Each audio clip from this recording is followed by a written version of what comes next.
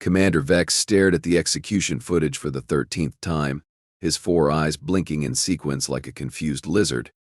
The human boy, Marcus Kane, had died spectacularly. Plasma bolt straight through the chest, body convulsing, then stillness.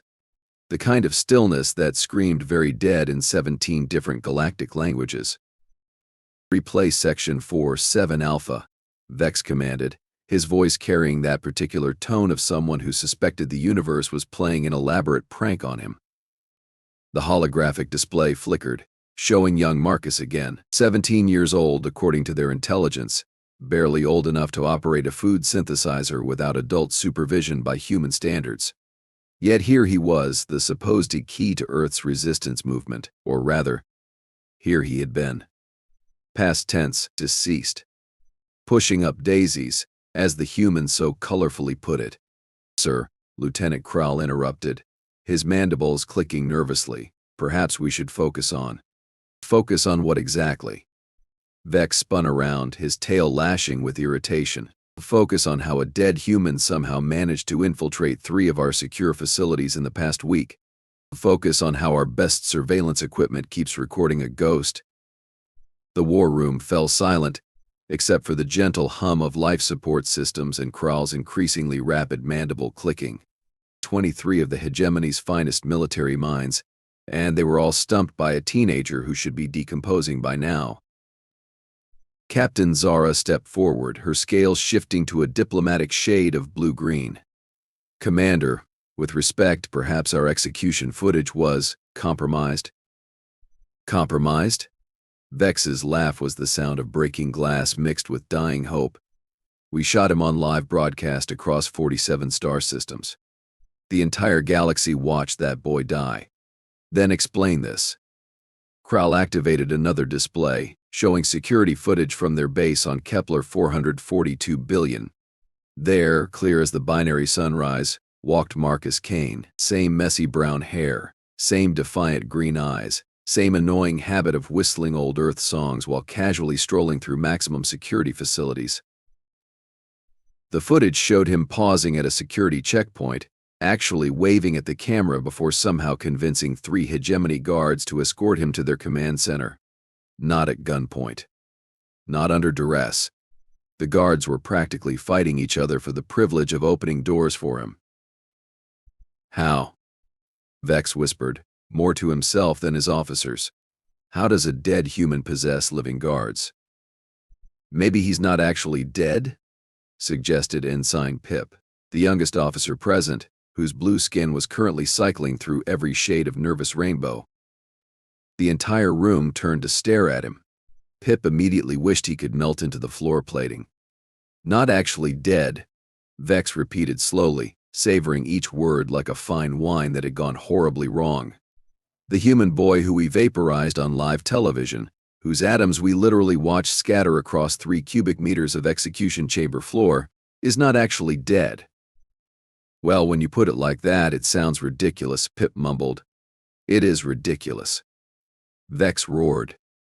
Everything about this situation defies every law of physics, biology, and common sense. Dead beings don't walk around asking for directions to classified military installations. Zara cleared her throat diplomatically. Commander, what if we consider alternative explanations? Clone technology, perhaps? Advanced robotics? We've run every scan imaginable, Krall interjected, his mandibles now clicking so fast they sounded like castanets. Energy signatures, biological markers, quantum resonance patterns. Every test confirms it's the same Marcus Kane we executed. Same genetic structure, same neural pathways, same irritating tendency to hum while walking. Vex felt a migraine forming behind his primary eyes. In his 200 years of military service, he had conquered 17 worlds, negotiated peace treaties with 5 different hive minds, and once survived a dinner party with the Andromedian ambassador's mother-in-law.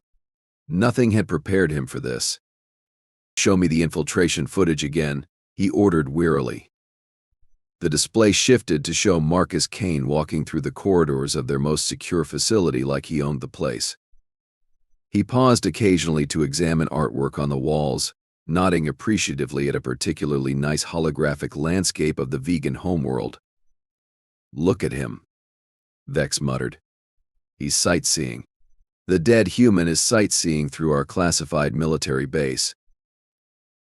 Marcus stopped at a vending machine, studied the alien script for a moment, then somehow managed to acquire a can of plutonian fizz water. He opened it with a satisfying hiss and took a sip, making that universal expression beings made when tasting something unexpectedly pleasant. "He's enjoying himself," Zara observed with a mixture of admiration and horror.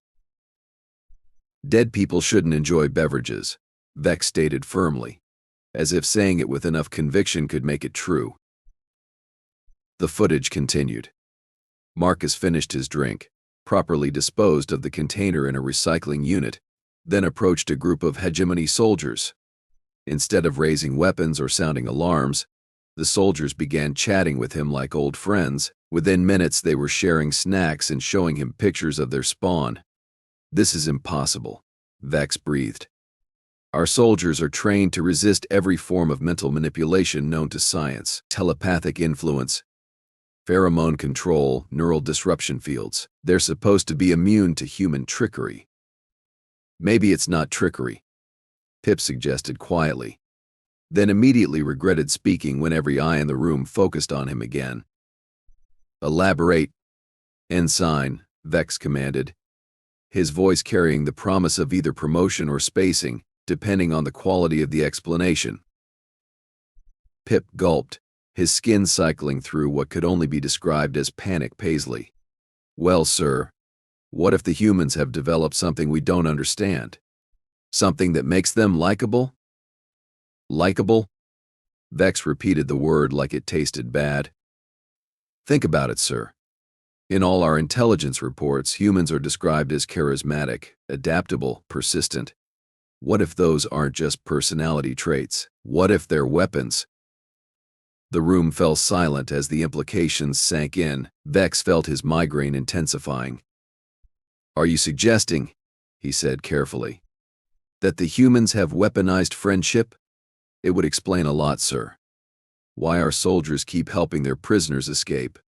Why our diplomatic negotiations with Earth keep ending in trade agreements instead of surrender terms. Why Ambassador Cruel named his pet after a human child he met once."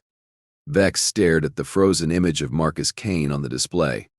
The boy was smiling at the camera, not with malice or cunning, but with genuine warmth. It was the kind of smile that made you want to smile back, even if you were a battle-hardened alien military commander contemplating the impossibility of dead teenagers walking around your secret bases. "Run a full-spectrum analysis on the boy's biosignature," Vex ordered. "I want to know if he's emitting any unknown energy patterns." "Already done, sir," Krull reported, consulting his datapad. "Results are unusual." "Define unusual." "He's not emitting any energy patterns at all, sir. According to our scanners, he doesn't exist." Vex's eye twitched. "Explain how something that doesn't exist can drink our vending machine beverages." "Unknown, sir." "Explain how something that doesn't exist can convince our guards to give it guided tours of classified facilities." "Also unknown, sir." "Explain how we executed something that apparently never existed in the first place." "Very unknown, sir." Vex began pacing, his claws clicking against the metal deck plating. Each step echoed through the war room like a countdown to some cosmic punchline he wasn't prepared to hear. "Sir," Zara ventured carefully, "what if we simply tried talking to him?" The pacing stopped. Every officer in the room held their breath. "Talk to him," Vex repeated slowly. "Yes, sir. The next time he appears, instead of shooting first and questioning later, we could ask questions first." "You want me to have a conversation with a dead human who doesn't exist but somehow drinks our beverages and makes friends with our soldiers?" "When you put it like that, it still sounds insane," Vex finished. "But at this point, insane might be our only rational option." He turned to face his officers, noting how they were all trying very hard not to look directly at him. Command decisions were supposed to be based on logic, strategy, and sound military doctrine. This felt more like choosing which flavor of madness to embrace. "Very well," he announced. "When Marcus Kane next appears, we will attempt diplomatic contact. No weapons, no aggressive postures, no immediate executions." "Sir," Krall asked hesitantly, "what if he's dangerous?" Vex gestured at the displays showing their maximum security facilities, now apparently operating as impromptu tourist destinations for deceased humans. "Lieutenant, if a dead boy who doesn't exist can waltz through our most protected installations while making friends and enjoying refreshments, I think we're well past worrying about traditional definitions of dangerous." The intercom crackled to life, filled with the voice of Sergeant Drex from Security Level 7. "Commander, you're going to want to see this." "What is it?" "Sergeant." "Sir, we have an unauthorized individual in conference room beta, human male. Approximately 17 standard years, brown hair, green eyes, currently helping himself to the complimentary snack arrangement while reading our tactical displays." Vex closed his eyes and counted to 10 in 3 different languages. When he opened them, his officers were all staring at him with expressions of anticipation mixed with terror. "Well," he said with the calm of someone who had finally accepted that the universe had completely lost its mind, "but it appears we're about to test our new diplomatic approach sooner than expected." "Should we alert security, sir?" Krall asked. "Absolutely not. In fact, send word to all departments. Marcus Kane is to be treated as a visiting dignitary. No weapons, no restraints, no attempts at execution." "Sir, are you feeling well?" Zara inquired with genuine concern. Vex laughed, and it was the sound of someone who had stared into the abyss of cosmic absurdity and decided to wave back. "I haven't felt well since we discovered dead humans could operate vending machines, Captain, but I'm beginning to suspect that feeling well might be overrated." He straightened his uniform, checked his appearance in the polished surface of a nearby console, and headed toward the door. "Where are you going, sir?" Pip called out. "To have tea with a ghost, Ensign. Try not to let the galaxy end while I'm gone." Conference room Beta had never seen such an unusual gathering. Commander Vex stood at the entrance, watching Marcus Kane arrange small pastries on a plate with the careful attention of someone planning a dinner party rather than a military confrontation. The boy looked up as Vex entered, his face brightening with genuine pleasure. "Commander, perfect timing. I was just wondering if these little purple things are safe for human consumption." Marcus held up what appeared to be a Centaurian honey cake. "They smell amazing. But I'd rather not accidentally poison myself. That would be embarrassing after surviving execution." Vex blinked all 4 eyes in rapid succession. "You remember being executed?" "Hard to forget, really. Quite the light show." Marcus took a careful bite of the pastry, chewed thoughtfully, then smiled. "Oh, that's delicious. You folks know your way around desserts." "You died," Vex stated flatly, settling into a chair across from the impossibly alive human. "We watched you die. The entire galaxy watched you die." "Yeah, that was unfortunate," Marcus agreed, pouring what appeared to be tea from a service that definitely hadn't been in the room 5 minutes ago. "Sugar?" "I found some in the dispensary down the hall. Amazing what passes for sweetener in this part of the galaxy." Vex accepted the cup automatically, then stared at it as if it might contain answers to questions he wasn't sure how to ask. "How are you here?" "Well, that's a bit complicated." Marcus settled back in his chair, looking remarkably comfortable for someone surrounded by alien military personnel. "Mind if I start with a question of my own?" "Ed, go ahead. Why did you execute a 17-year-old boy on live television?" The question hung in the air like smoke from a weapon's discharge. Vex found himself examining his tea with intense interest, suddenly aware that he'd never really considered the optics of their decision. "You were identified as a key resistance leader," he said finally. Marcus laughed, and it was the kind of laugh that suggested the universe had just told him a particularly good joke. "Me? A key resistance leader? Commander, 3 weeks ago I failed my driving test for the 3rd time. My mother still cuts the crusts off my sandwiches. I once got lost in our own neighborhood grocery store. Your intelligence indicated. Your intelligence was garbage, Marcus interrupted, but not unkindly, though I suppose that's not unusual. Intelligence agencies across the galaxy seem to share a common talent for being spectacularly wrong about the most important things. Vex felt a flush of embarrassment warming his scales. Then, why were you at the resistance meeting?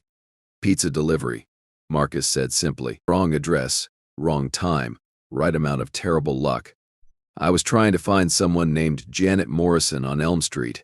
It ended up at a completely different address where a bunch of people were apparently planning something your folks didn't approve of. Pizza delivery. Pepperoni and mushroom. Extra cheese. Still have the receipt somewhere. Assuming your soldiers didn't confiscate it along with my wallet and dignity. Vex set down his teacup with enough force to rattle the table. We executed an innocent pizza delivery boy. On live television, Marcus added helpfully. Don't forget that part. Really adds to the whole galactic embarrassment factor. But you're here. You're alive.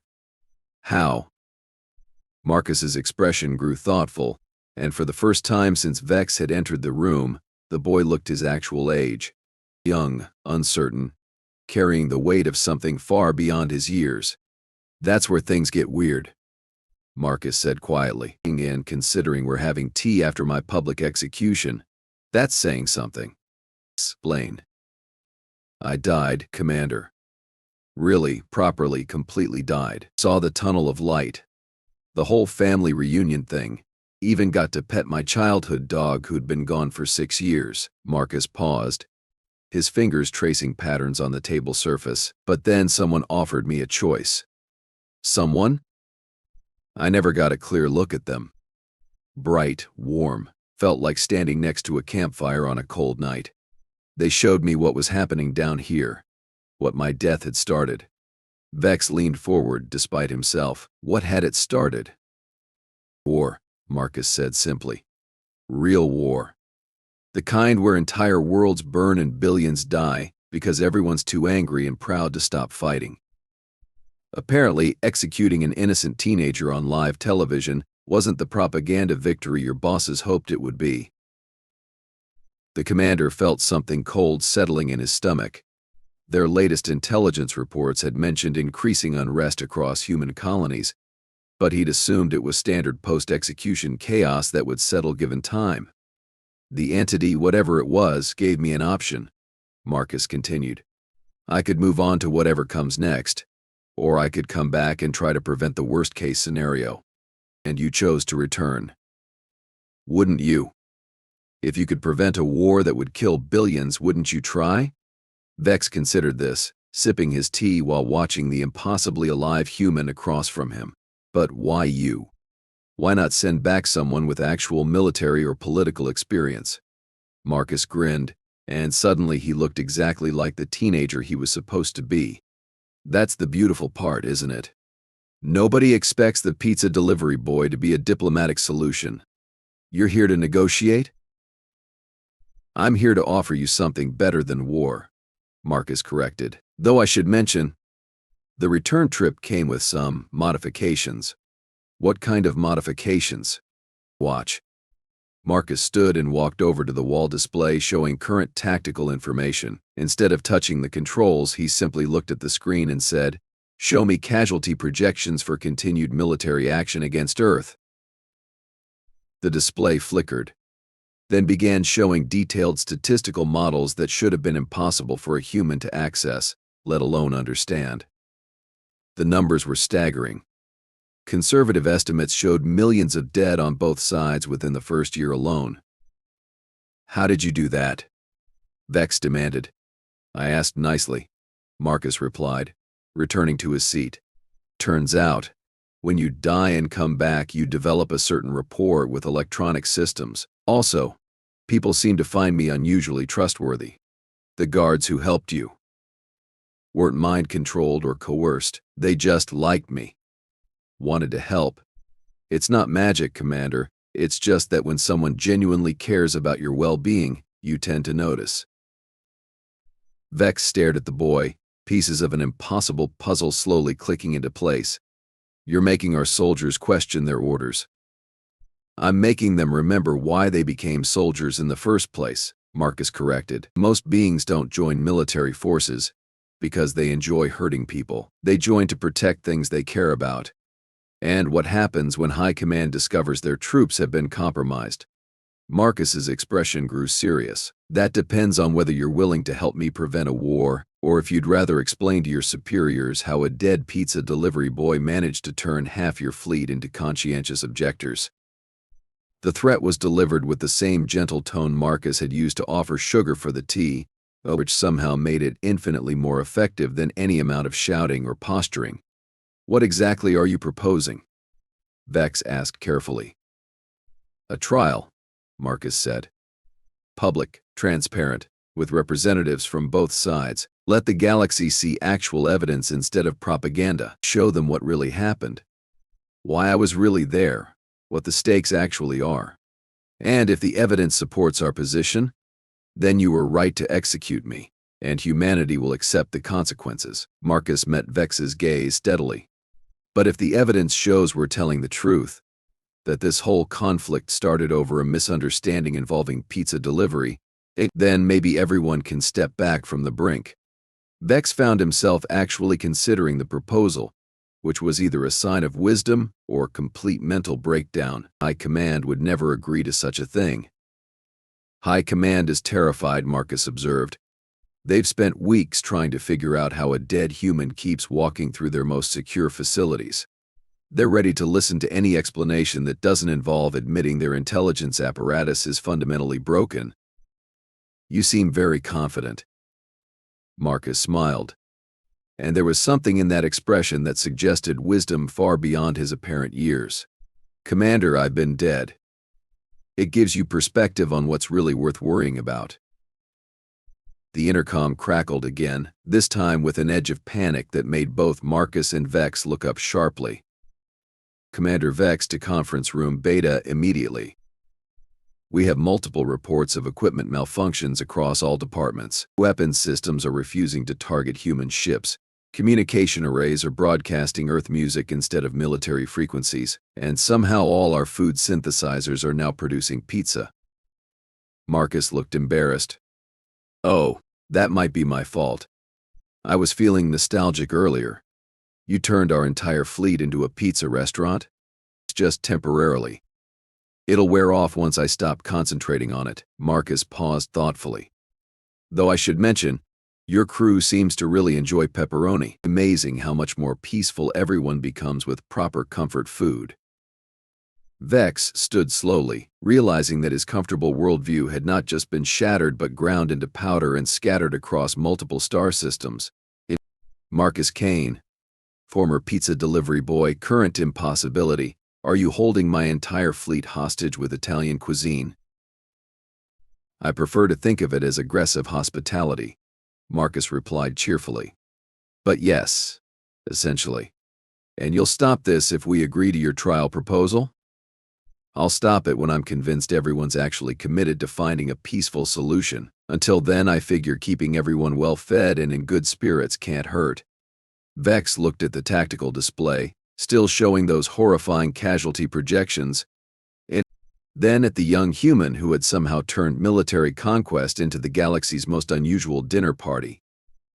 You know what the strangest part of this whole situation is? Vex asked finally. That I came back from the dead? No, Vex said, surprising himself with a laugh. The strangest part is that your plan might actually work. Marcus Kane, impossible boy who refused to stay dead, grinned and offered the alien commander another pastry. Commander, I didn't survive my own execution just to let everyone make the same mistakes over and over again. Sometimes the galaxy needs a pizza delivery boy to remind everyone what they're really fighting for. And as reports continued flooding in of spontaneous dance parties breaking out across the hegemony fleet, Commander Vex found himself thinking that maybe, just maybe, the universe's sense of humor wasn't completely terrible after all. The war for Earth's freedom had ended not with plasma cannons or political maneuvering. but with a dead teenager who understood that sometimes the most powerful weapon in the galaxy was simply refusing to let people forget their humanity, even if that humanity happened to come with extra cheese.